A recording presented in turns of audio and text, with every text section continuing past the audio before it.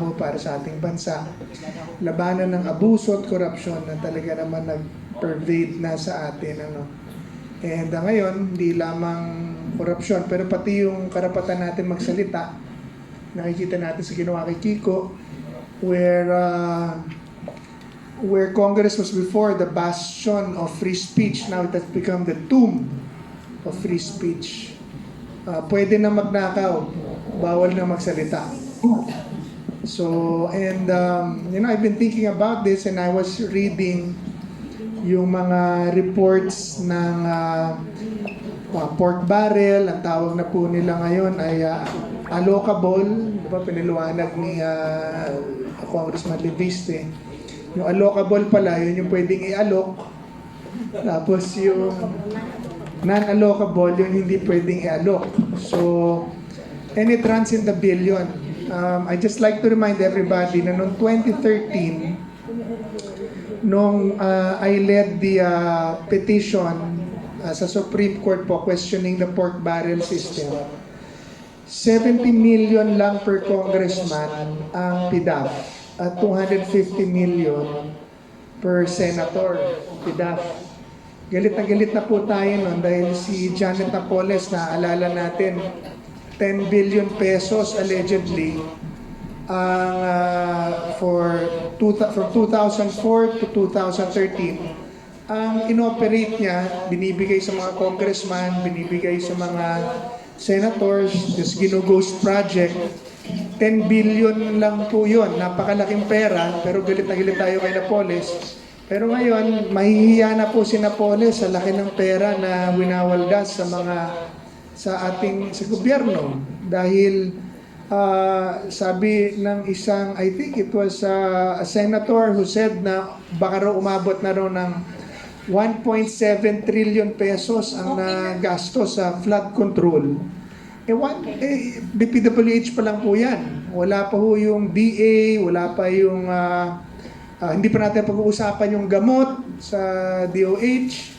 Yung DA na sa dami-dami pinamimigay po dyan, ay hindi ho ako magtaka kung billion-billion din piso ang winaldas dyan.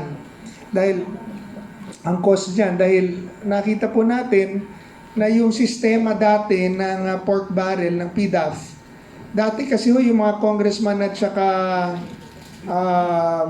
senador, kanya-kanyang lakaran. First of all, meron silang naka-appropriate sa kanya or naka-earmark sa kanila na 250, 70 million a year. Pero kanya-kanya silang lakaran sa mga agencies. Ang nakita po natin ngayon ay manipulasyon mula sa Office of the President and ayon kay Saldico, mula sa Presidente. Tapos, inareglo sa Speaker. Tapos, pina-operate kay Zaldi as chairman ng Committee on Appropriation. So, kaya ho, nakita natin na napakalaki naman nung pagkaka-operate kasi now, it became one whole syndicate. Dati maraming sindikato, congressman, tapos district engineers, tapos agencies or congressman and agencies and contractors. Ngayon, isa na lang, yung presidente, yung speaker, kuntsa-kuntsaba na, kung tumawid man, of course, siyempre tatawid sa Senado yan kasi meron din doon chairman ng finance and they need to both approve the budget. So naghahatian. Naalala po natin, I think this was 2022 or 23, 22, passing the 23 budget.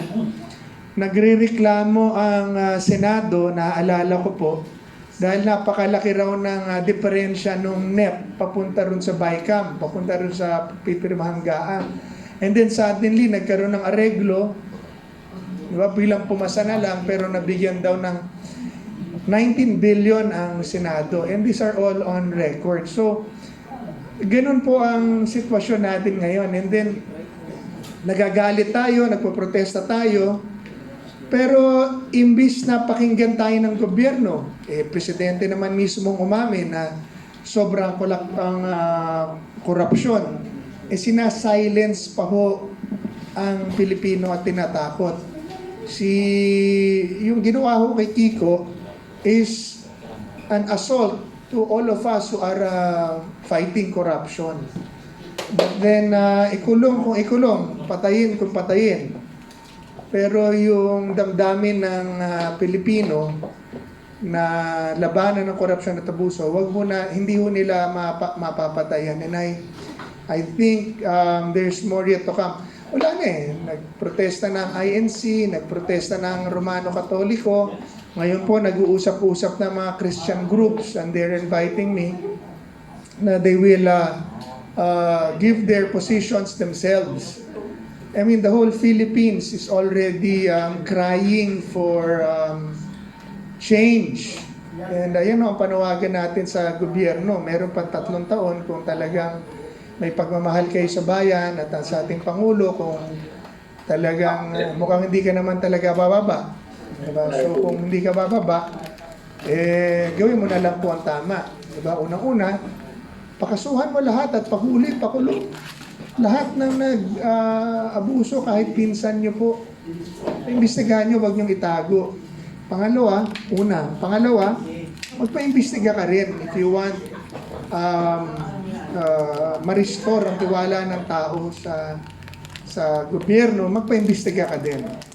Pangatlo, kung ako po sa inyo, kung ako sa kanya, or ayoko naman magyabang, pero if I will advise the President today, sasabihin mo na lahat ng contractors, congressmen, and officials na nagnakaw sa flood control, na ibalik ang perang ninakaw sa loob ng 3 araw o kakalabusuhin mo sila. Pag ginawa mo yan, magbabalik po yan. Magbabalik yan. At baka may masmasan ng konti ang tao sa nangyari. At pangatlo, tigilan nyo na po yung pangaharas sa mga nagpo-protesta ng korupsyon dahil lalo lang nagagalit ang tao. Ang dapat nyong habulin yung mga korap, hindi yung mga nagpo-protesta. And lastly, pang-apat, we need systemic changes in government to fight corruption. We need a more transparent and accountable system in spending public funds. And you need to work hard. Kung hindi nyo maikasa at hindi nyo maitulak ang federalismo ngayon, which will really limit corruption. Kasi ang pera mapupunta na or the bulk of the money will go to the local governments. Maliliit ang paglalaroan. Siguro kung meron silang 6 trilyon na paglalaroan ngayon, subject to corruption, pag finederalize mo ang sistema, baka 1 trilyon na lang. Malaki pa rin, pero at least malaki na bawas. Pero ngayon po, budget season, kinausap ko rin po yung ating mga kaibigan sa Senador, pati si Sherwin. Sinabi ko, pare, merong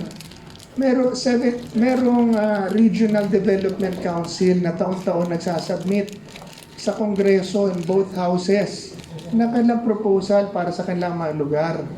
30% lang ang ina-approvean nyo sa kanilang mga isinasubmit na budget proposal. 70% pinaglalaroan na lahat ng national government. Kaya ganito ang nangyayari, mga lugar na hindi naman kailangan ng flood control, nagkakaroon ng flood control projects. Mga naririnig natin noon, mga fertilizers, o mga lugar, mga syudad na hindi naman nangangailangan ng fertilizer funds.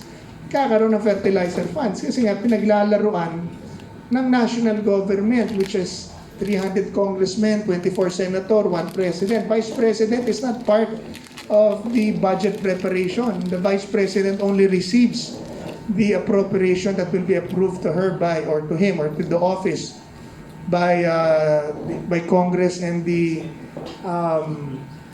president. So, yan po. Ngayon pa lang, pwede na nilang ganapan po yun.